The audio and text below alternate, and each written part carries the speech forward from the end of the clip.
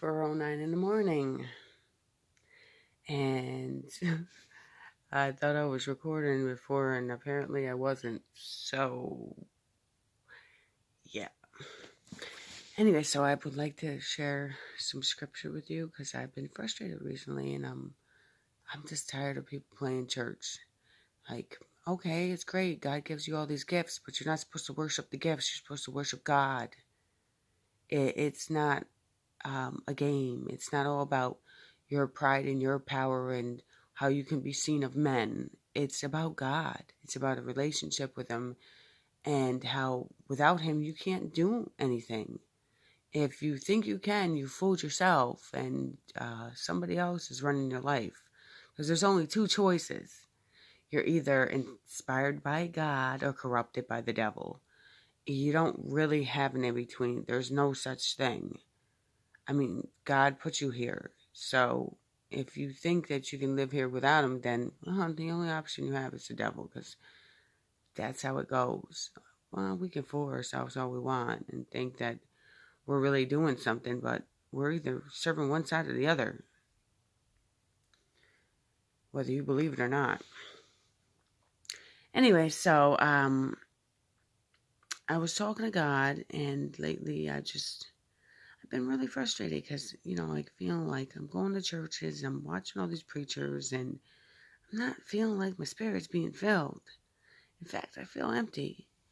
And God's been telling me basically, you need to shut out the world and you need to just spend time with me.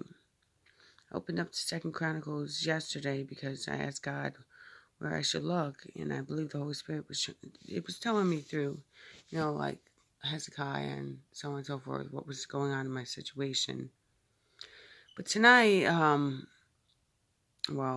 this morning, it's like 4 something in the morning, I found this when I opened my Bible, because I had been to this church, City Harvest Family Church, but last time I had folded my Bible page, it was on John chapter 15.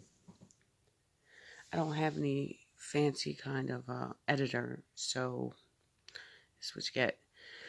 So I really thought this was beautiful because it kind of like taught me a lot and helped me to realize what I've been feeling hasn't been so off.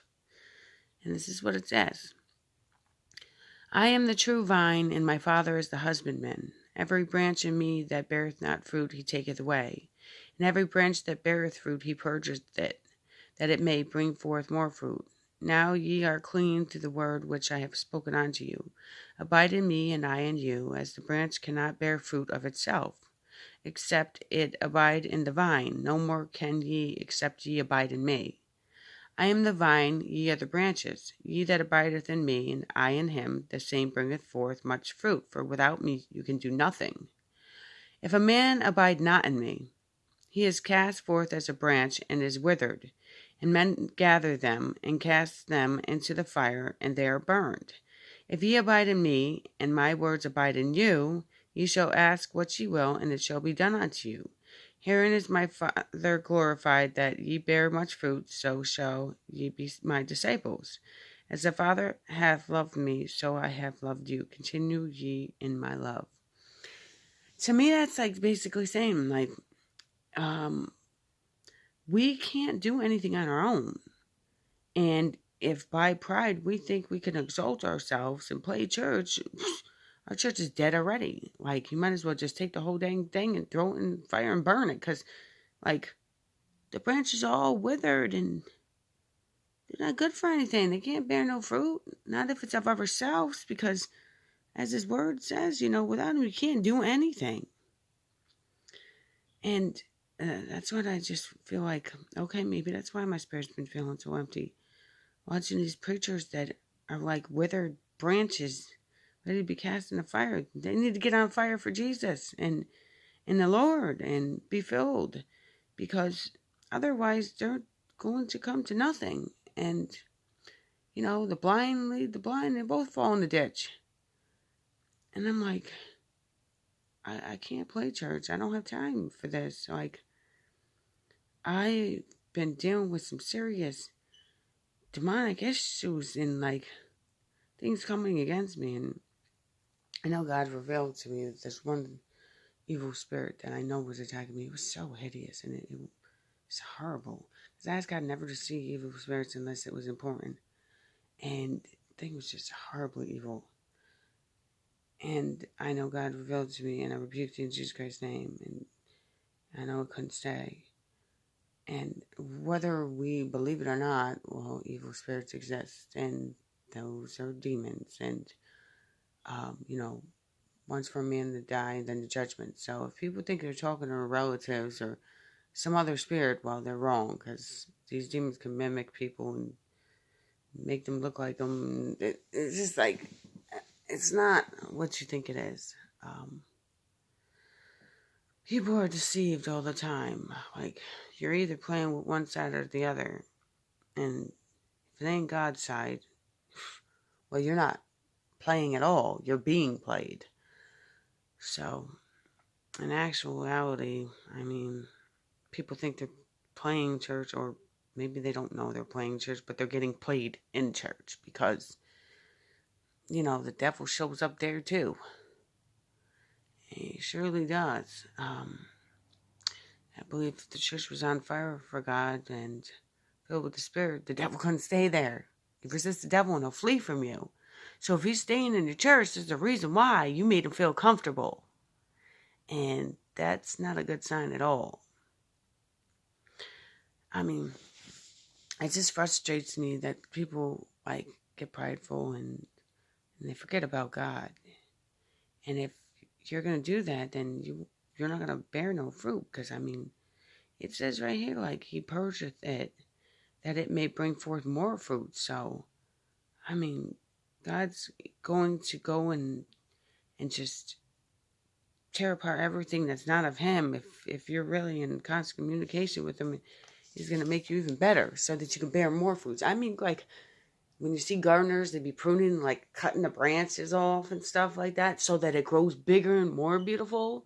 So you've got to cut off all the ugly and the dead stuff, the pride and the, all being all about you, for you to go just bloom in beauty and just show who he is. And he is the nutrients. He is the source of life. He is the gardener. And we are the flowers. I was talking to God about that. My middle name is Rose. So, to be a rose. Love it. God is a wonderful God. And he's a merciful God, because God knows with all the stuff I've done. Oh my God, did I open doors not even knowing I opened doors? You think drinking is okay? Oh, no. You don't know the doors you're opening. You think doing drugs is okay? You don't know the doors you're opening. Oh, just for the devil to come devour your spirit and mess with your mind. And you think, oh, when you walk away from it, you think it's okay. No, you open some doors only God can shut. And it's not okay to dabble in it. There's reasons why, John the Baptist never drank strong drink, because he was filled with the Spirit of God. You don't want to open those doors. That's what I found out. Obviously, I didn't know God the way I thought I did, at the points I thought I did.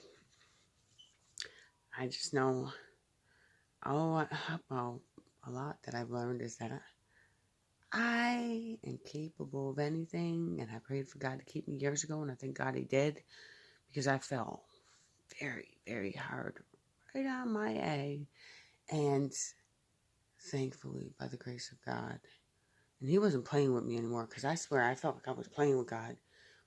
He saved me so many times I could just I can go back to whenever I want to. Not the case.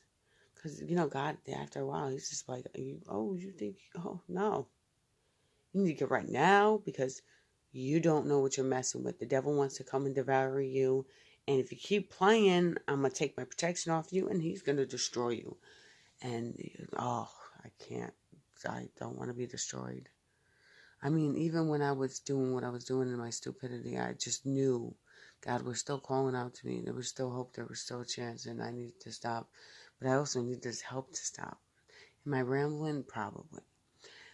But it's just so important that I share that we are the family of God. We don't really get to say that we ever are really, truly gonna get it. Like, not on this earth. We're not gonna get it. Like, we sit there and we grow up or whatever, and we act like we're adults and we know it all, and we don't know really nothing because we're still children, and that's why God calls us children. He is the Father. We are children. If we put ourselves in the right placement, then maybe we'd be doing something. Because at this point, it's like, no. When we grow up, we just get prideful and we forget that we are still children. We still need a leader. We still need to obey God. We still need to listen to what He says. We are not just like all in control and we know everything now. Oh, we don't need to help God. I did that too many times. That's why I'm saying it, because big mistake. And now all I want is for God to lead me, to show me what to do, to guide me. I'm not like, I don't know. I feel like sometimes people pressure me, telling, like, what are you going to do next, or so on and so forth, or what is it you got to show the world before you leave the world? Like, I don't know. God's got to show me what He wants to do with me before I leave the world. And whatever He wants to do with me is up to Him. And I mean, I don't think I'm going to run out of time if He wants me to do it, as long as I do what He tells me to do. So if you feel like you're not doing nothing with your life, or you don't have any purpose, my first bit of advice is to talk to God and see what He says about that. And, just follow what He says and just keep yourself in His presence. And don't race against the clock, because God is in control and you're not. And as long as you follow Him, you are right in the right timing. And you will not fail. And you will succeed. And you will do exactly what you were meant to do. God will show you your purpose. And He will fulfill it, because He's a great mighty God and He's not a liar and He tells the truth. I mean, often you're warring against the spirit, where the devil's always constantly lying to you and telling you you're not good enough, you have no purpose, and giving you a predetermined failure. That's not actually true. So what is it will you'll believe? Will you believe God, or you believe the devil? Because the devil throws a lot of lies at you, and they're against everything God says, night and day. And God controls night and day, by the way. So all the devil has is lies, because God controls even what He does. And He uses even what the devil does, for the greater good of His kingdom and what He chooses to do. So God reigns on the unjust and the just alike. And if you try to make sense of everything, you're going to run around in circles like a chicken with its head cut off, with question marks above your head in every place you turn, because evolutionary stuff really doesn't make any sense. It just gives you more questions and more questions and more questions and more questions, and it will give you no peace. And in actuality, when you know God, you're still not going to have all the answers, but you will have peace, because even if you have questions, you can ask God for answers, and He will actually explain them over time. Maybe not today, maybe not tomorrow, but at some point He will explain to you what you're asking. And He'll give you peace. Like, who wants to sit there with question marks above their head with no peace at all? I mean, like, really, who wants to do that? When you can have Jesus Christ, you can have questions. He will answer them. He will give you peace. And He will give you rest. And joy, which is more important than happiness. Because joy is the ability to be, I don't know. I don't even know if it's the right word, because they say happiness is temporary, but joy, that stays. It's like, even being in a bad situation, you could still find the good in it. I don't know. I think joy is like a better happiness than happiness, because happiness is temporary. So is joy like a happiness that stays with you even in the midst of trial and error and battle? And I don't quite have the right definition. I guess I'm trying to figure out a lot of things, but I can sure have peace. And even if I don't know the exact definition of joy, I can sure have that too. Because where the Spirit of God is, there is mercy and peace and joy and fulfillment. Because He made us all and He's with us all. I talk to God and He lets me know even if I messed up and I guess I walked away from Him. He never walked away from me. He was like standing right there and I was ignoring Him. Oh, was I stupid? Just stupid. Now I'm talking about me. Like, I was stupid. And I no longer want to live that way. I'm just pushing forward and doing my best to serve Him. I'm still working on things. A lot of things. Patience, big one. Cursing, another big one. Not being selfish. Oh, that's a big one for me too. Like, I need to stop being so selfish. I need to learn to listen more, like really, really listen. And I really need to abide in the Spirit. There's just so many things. It's not a, overnight process. It's day to day. Gotta put on my full armor and wear it type thing. Excuse me. Well, I hope this has helped somebody in some way. I am tired and probably look at. I put a cocoa butter stick on to my eye, which I happen to love.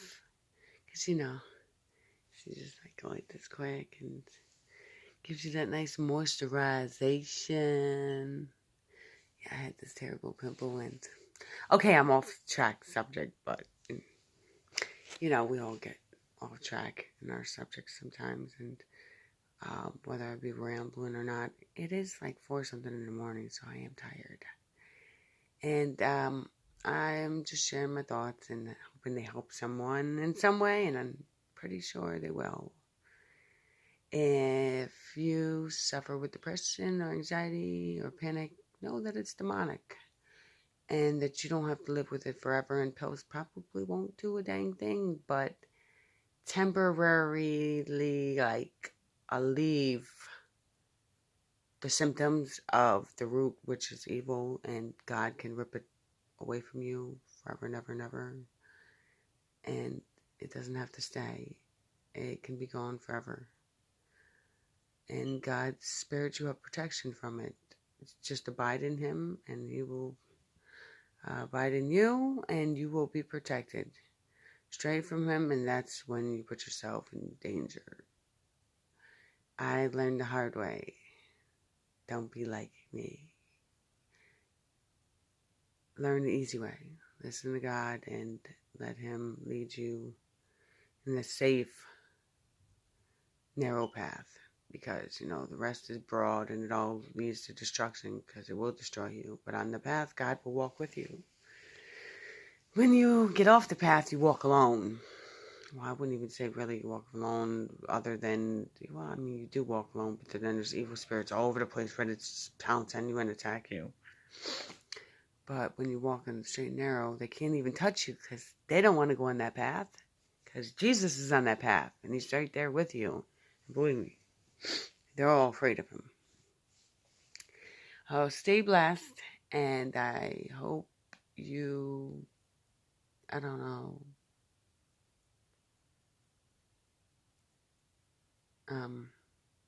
hope you, my mind went blank. I don't even know. I hope you rest well, and you have a great day, and that this message helped in some way. Peace.